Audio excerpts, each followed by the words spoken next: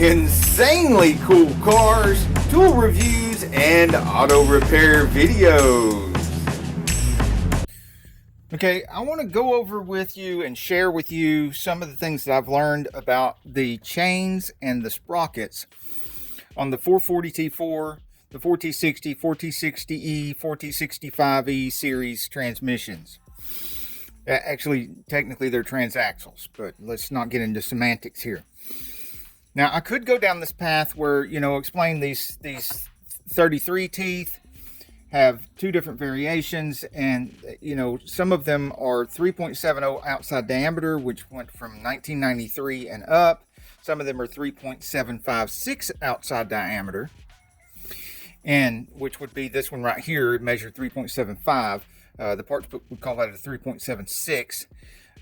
So anywhere near 3.76, and this would be a 1983 to 1992 33 tooth driven gear. But if I keep going down that path with all the different tooth gears, it's just going to get very confusing and difficult to remember and understand. The way I remember it from 25 years of building these transmissions, and I'm not arrogant enough to say that all my information is complete or completely accurate, because I'm sure there's some stuff out there that I don't know about, that even after building probably 10,000 of these things, I don't know it all. I'm sure there's more to learn.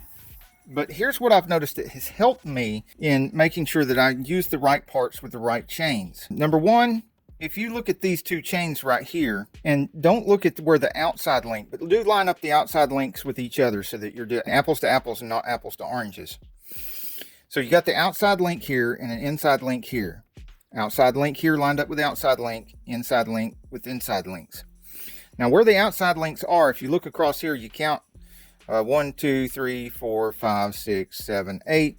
1, 2, 3, 4, 5, 6, 7. All right, and then and then over here, you look at these inside link, starts with an inside link, and you notice right away that there is a single link here, and then there's single, single, single, single, but there's a double here, and single, single, single, single. You see there's 4 singles in the middle there, and there's double to the outside, a double to the outside. 1, 2, 3, 4, 5 singles in the middle here, and a single to the outside, and a single to the outside. What I like to cue in is this double right here, because I can very quickly glance over the chains and see whether I have a double here or a single here. And then I kind of have an idea of what kind of chain I'm dealing with. And the reason this is significant, we're just going to take these double chain and we're going to set them aside. We're going to just concentrate on the single roller. Now, I've got a pair of 35 teeth right here that is a match set. These are 4-inch, full 4-inch outside diameter. Full 4-inch outside diameter on both the driven and the drive. They're both 35 teeth. This is a 3.94 outside diameter drive gear. It's also 35 teeth. All of these are 0.780 in thickness here at the teeth. So if they're both the same thickness at the teeth right here, and they're all 35 teeth, you'd think they would interchange. You could use them in all the same places, but no. Take this. This has got the double inside link, is also a much limper chain. And this one with the single is a much stiffer chain.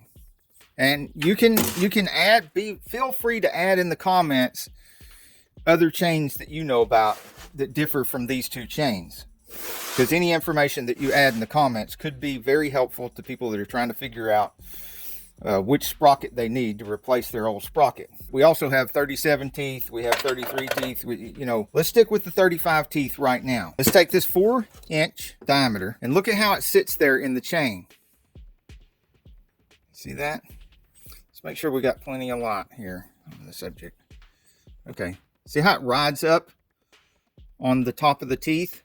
Now, it may not be that obvious to you right here as it is up here until you see it in the other chain. Remember, this is a 4-inch outside diameter. Let's toss this in what I call the limp chain, or the one with the double roller. Look how neatly it sits down in there. Yeah, how about that? Very neatly sits all the way down in the chain comfortably. Let's try the driven sprocket in the same chain. Yes, very neatly sits down in there. 4-inch outside diameter, 35 tooth, 780. Sits right down in that chain. That's our limp chain. Let's go back to the stiff chain. And look how it wants to come up off out of the teeth. It doesn't want to go down in there. 4-inch diameter. Then we have the 3.94-inch diameter. And let's drop her down in there. And oh, look. Perfect fit. Just very comfortably sits down in that stiff chain. The smaller diameter, 3.94. It's very comfortably in that chain. And remember, these have a single right here, not a double. And then we try that 3.94 right here in this limper chain. And this may be surprising, but the 3.94, look at that. It seems to fit comfortably down in this chain as well, but it's not for this chain, even though it will fit seemingly comfortably down in here. Now that is significant because that means it's not dummy proof. That means you may not notice if you try to put this 3.94 down in one of these double link limper chains. You may not be noticing that you're putting the wrong sprocket in there.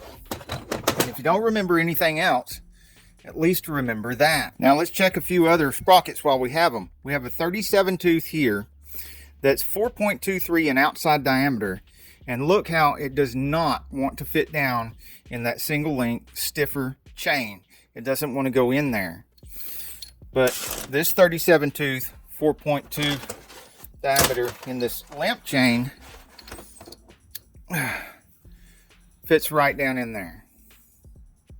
Now we have another situation with this 33 tooth that is 3.75 diameter, and this is the stiff chain with the single link here, and it sits in there very comfortably, does not ride up on the teeth, and it's 3.75 outside diameter with 33 teeth. Now you might want to take one of these 33 teeth and set it in here, and if you look, this has a similar situation with this 33 tooth 3.75 in the limper chain that has the double link right here, but it's not right for this chain.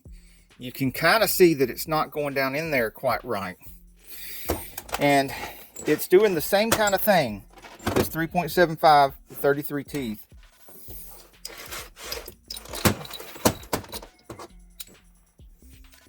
It's doing a similar thing right here as the 3.94 does. It makes itself seem like it could go down in there and could live in there, but it's going to be a disaster. So takeaways here is, number one, double check, triple check everything.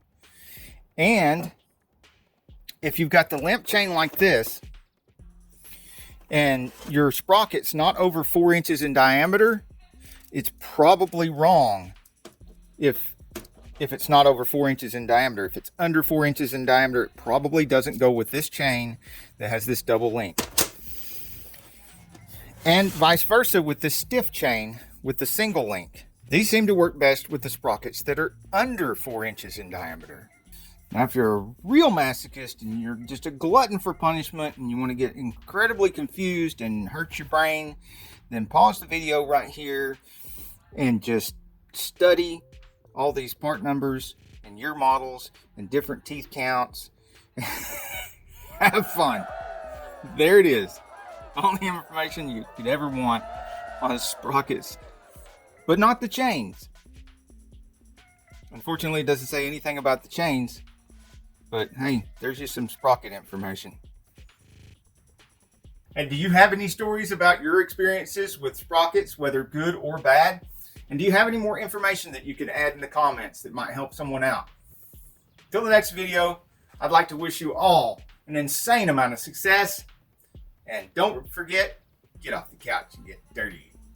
Hey, if you like this video, we got a whole lot more. We got tool reviews, we've got repair videos, we've got show car videos, hot rods, mod rods, you name it. If it's got wheels on it and an engine, it's probably on this channel.